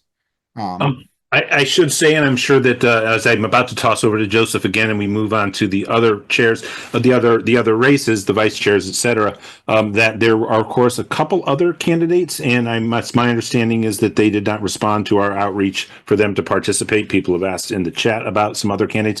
And quickly, finally, just Jason, a final 30 seconds, if you can. I noticed you did outline as a progressive voice for change, and what got you involved in the idea of focusing on Democratic Party reform and progressive idea, and you have 30 seconds. Well, so it's sort of been my whole life of doing democratic politics. I think politics can make people's lives better. I wonder if I can briefly answer the question about outside money in Democratic primaries. I actually don't think we have to throw up our hands as much as people say, because in 2012, Scott Brown and Elizabeth Warren said, we're not going to have outside money in this race. And if you spend outside money in this race, we're going to have to give some portion of our money out of the race. It became strategically not wise to spend that outside money, and they kept outside money out. So it is possible. I will be honest, I don't think that it solves as many of your problems that happened in those two primaries as you guys might think, but it's definitely something that I think we should consider seriously, because even even if it's not what happened, the perception of it is terrible. So the perception of just buy those races, I think, is wrong. Thank you. And you, of course, made reference to the two incumbents who lost, but it was so many more than the two incumbents. But thank you so much, Jason Paul. Really appreciate it. And over to you, Joseph. Thanks, Alan Minsky, and thanks to all of our DNC chair candidates for participating. Want to now bring up candidates for vice chair. Again, this election is not just about who's at the top of the Democratic Party, but it's also for vice chairs of the Democratic Party who will round out the leadership team. And with that, I wanted to introduce several of the candidates who are running. James Zogby, he is a founding member of Our Revolution. He was an active member in the Bernie 2016-2020 election. He is a noted voice on just foreign policy. He served as the co-founder of the Arab American Institute, and he served within the DNC for over 3 decades fighting for change. We're then going to hear from Shasti Conrad. Shasti is the head of the Democratic Party in Washington State. She is also a former Bernie Sanders presidential campaign staffer, both in 2016 and 2020. She is a longtime progressive organizer. We're going to also hear from Jane Klebb. She's chair of the Democratic Party of Nebraska. She's a founding board member of Our Revolution. She's been on the front lines of fighting for climate justice in the United States, as well as reforming the Democratic Party. So first up, James, then we'll kick it to Shasti and Jane, and then there may be a couple of other folks who join as well. Thank you, Joseph, and thanks to all of you for listening in, especially for those of you who've been with this from the beginning, and will stay until the end. It's an endurance contest, and I appreciate the fact that you're demonstrating endurance. I want to say first off, the Michelle Dietrich, who's also running for vice chair, is not with us tonight. There's an emergency in her family in the hospital, and she's with them. And she's a wonderful woman leader of the Climate Council, and she's on my slate. I'm going to vote for her because I respect the work she does. Look, I've been on the DNC for, as Joseph said, 30 years. I was actually going to give it up this year, but the election got me so upset. I said one last shot at pushing for the reforms that I've been fighting for. Let me tell you how I got on the DNC. I got on with Jesse Jackson in 1988. People in the party leadership came to me and said, you ought to drop off because the Dukakis people are afraid Republicans are going to come after us because we got an Arab on the DNC. And a lot of people pushed me on that. And I finally said, okay, because Ron Brown, who was coming in as chair, said, I will make it up to you. I promise you don't want this to happen to you right now. Talked to my wife, talked to Jesse, and I decided to do it. When Ron Brown appointed me to the DNC after that, I decided I'm going to stick this out because I owe it to my community to fight that Arab Americans have a role, can play a role, and can actually become leaders in this party. Till this day, I'm the only Arab American in a leadership role in the party. I'm not giving it up. And here are the issues that we've had to fight for. I was on the Unity and Reform Commission. I was on the Executive Committee. I was on platform drafting. And issues that we raised were fundamental, and some of the ones that you've adopted for our revolution and this whole progressive coalition. We need accountability and transparency. The bylaws said we should review the budget annually. 32 years, never saw the budget. Had a resolution before the Reform Unity and Reform Commission to actually have an election that would drop, delete it, consider it for a vote. When I 0.8 spent in, never going to where TV had pockets of, they never money. What happened?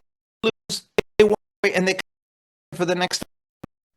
It's a system got the state not to there's going to do, but working them, which is to our. Why do you pay? That's the stuff volunteers do. That's the things captains to do, which is what I want to do. We have the central post vacant. Two of the pre-positions in the vacant. That's where people like who's talking, who's Ethiopians, who's talking Nicaraguans, new kids coming here, the party with them, respecting the value share. 30 see, who are in the meeting are nothing more than props who feel to wrap already clap, sit down, Catholic, Joseph, you understand, go to church and ask a question, control. That has to change. We have some of the people there never talk to. Decisions are we ran and we talk. Have to be strong. Give more money to parties. Have to have a state party because some are in trouble, bankrupt, and not money bankrupt. In terms of a leader never goes away and never anybody paid to be accountability and transparency for state parties. Need the funds to be able to grow and fund. I've raised, and I know you've raised dark money. We cannot Republican create funds to defeat and let Senate Resolutions Committee. And you know what?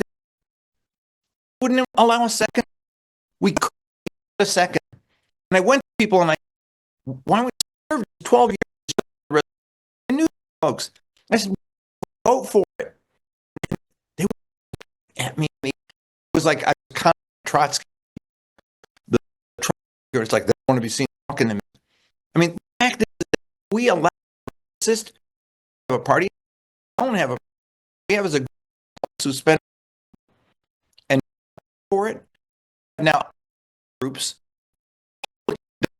outside groups, spend money to defeat a candidate. That is unacceptable. Reform progressive running. People say even happen. I think you can elect and progressive. We'll make it. We'll change because the change. For in here, my website, Jim's 4R. Look it up. Platform. Article that I wrote months ago. I'm running. I'm so the chance to speak to you. Great to be revolution again. Thank you, Joseph. Thank you for listening in. Jim, DNC member. I hope I learn it. thank I need to go for as long as and also thing that you mentioned on Southern this weekend. This is the third. You've been a on the how does it work? And I don't know. We had two. One before was 2007 by Keith, the Bernie. We'd had the Democratic Party at that meeting fight for money. First resolution we debated on the floor in all the years I've been on DNC. This is shaken. It's a Democratic shaken up, and a lot of folks right now are and I'm actually that we have this right now. We do it. I think that really encapsulates what's wrong with the party, the Democratic Party, and we're all getting change. With that, bring up our next for DNC Vice Chair Con. For having hi everybody. It's late on the East Coast, and it's dinner. Everything hanging there. A joy and speak in front of you. As I was 2016 campaign and the 2020 campaign, met in 2016 on the. I traveled to 20 states. I was for a crowd and organized volunteers campaign. I was around the beginning of our revolution and very well that there was 26 campaign, and then as surrogate director for Bernie, rock concert for and campaign. I then involved my local Democratic Party in large was answering the call, asked us after get involved in the Democratic and from the inside, and decided to run to be a delegate to be part of changing my local party, county party, where I was colored county Democrat. I am now for the last been the chair of Washington. I am the first one of color, youngest chair I've ever had. South Asian woman party country, either party, and the first Asian chair in the lower 40 to be. And you know, you are always for bring and so important to we are changing this inside. In Washington State, we went east and in statewide we actually a little bit more. We all statewide all of our congressional incumbents, majority for the fifth cycle, and will be on the precipice of parties into our constitution. A lot of incredible work that we're doing in Washington State that I do want to bring to the national party. A lot of that work is very close with our union we've done. We aimed the Washington. We have paid family leave. We have into universal here, and so really good work that I can do the national party in this change. Talk about the importance of movement. Things 2028 and White House not mean here and the moment opportunity to change into leadership, to get into these leadership roles, to get people who record for working families. This is that. So I am opportunity alongside many of I do of your founder Cohen and support also the amazing and worked with forum committee for making those. So I definitely room for questions. I just want to again thanks so much for having me. Thank you for short time. Know that standing Jane with Larry with Brother Zogby and fighting the good fight inside the party, and we're in terms of getting elected to the next vice chair. I want to bring Jane again board our resolution. She's still on our board, and she's been fighting the fight as the head of the Nebraska Democratic Party. And I want to add, she's also bold and fierce pipe, and that's in the to Thank you, and thank you, fellow revolution grassroots activists. Normally, I'm in my office, but the internet was going a little on and off, so I can't in a not and I did want to bring down my attorney, a revolution activist. Well, it's 3D because normally right over there, he's always looking for me. A couple things. I'm running for DC position, Association of Democratic Committees. Chairs and vice chairs of the state parties for that position. The DNC offices you just heard from, like Jim and Shotzi, support will be on those positions February 1st. The full DNC 48 members vote on that position on February 1st. And then the ASDC elections happen on February 2nd. So that's about 114 voters. I basically would be the head of all the chairs and vice chairs. One of my main responsibilities would be negotiating the contract between the ASDC and the DNC. Fortunately, I have some experience in that. Ken Martin has brought, you heard from Ken earlier. I'm endorsing and have endorsed Ken. I support Ken.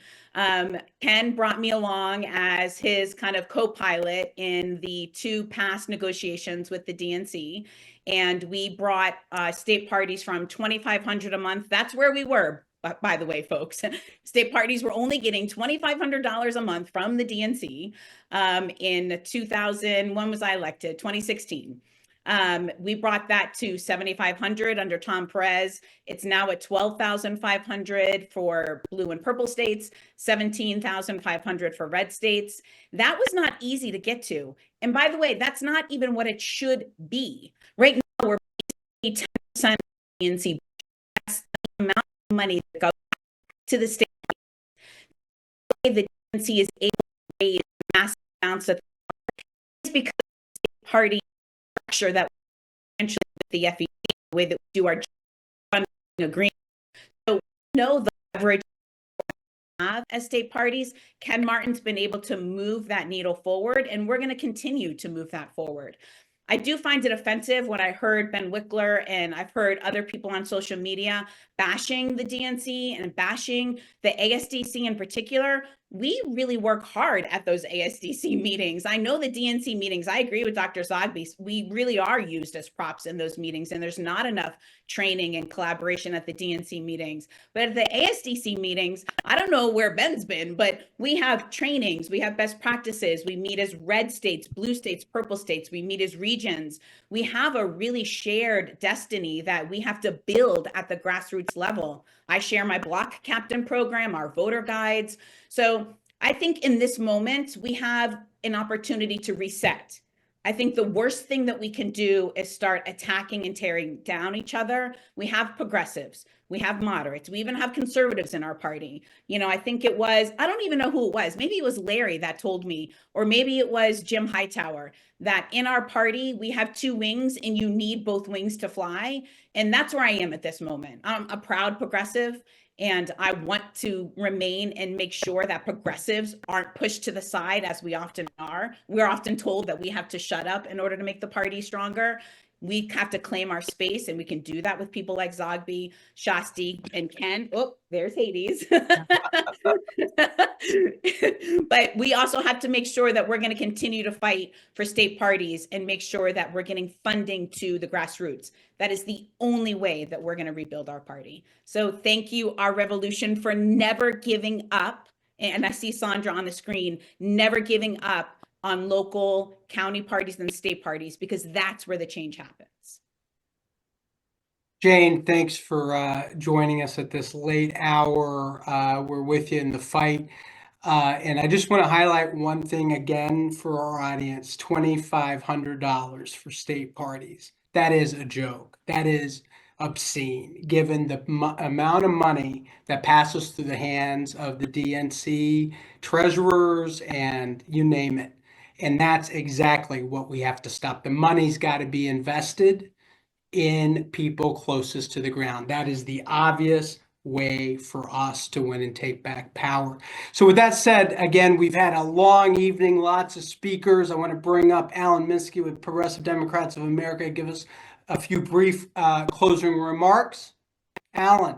Yeah, thank you so much, Joseph. Thank you to the folks at Our Revolution for providing the infrastructure for this great event. Really, yeah, long event, a lot of great contributions, and obviously thank you to the people who are running for vice chair as well as running for chair. And I actually just wanted to end with reading I asked two of our young leaders actually to provide some thoughts.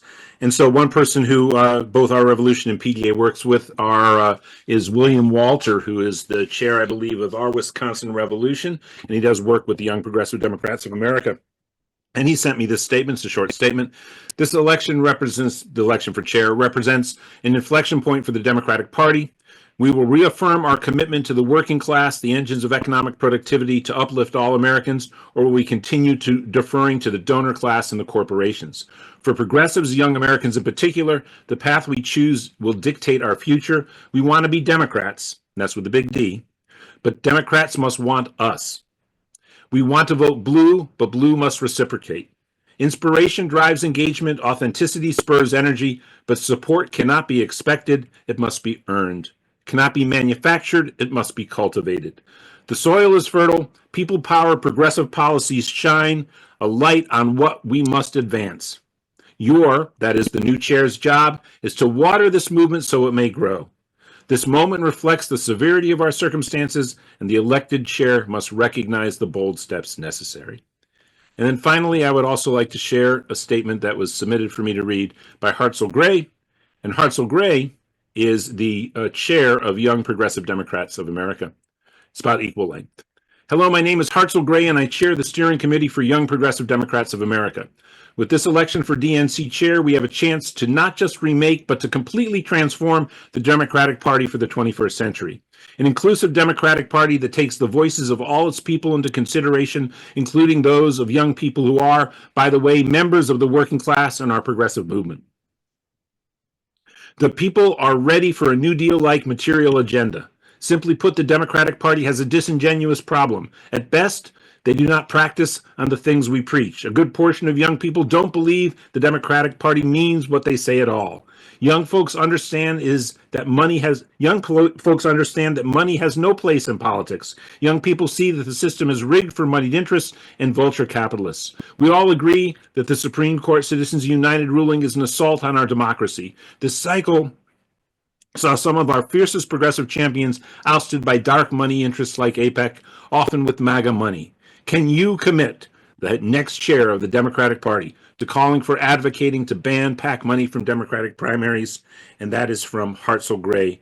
He's actually the lead national coordinator of Young Progressive Democrats of America and the chair of our steering committee. So I just wanted to end with those two quotes. Joseph, thank you so much for organizing this.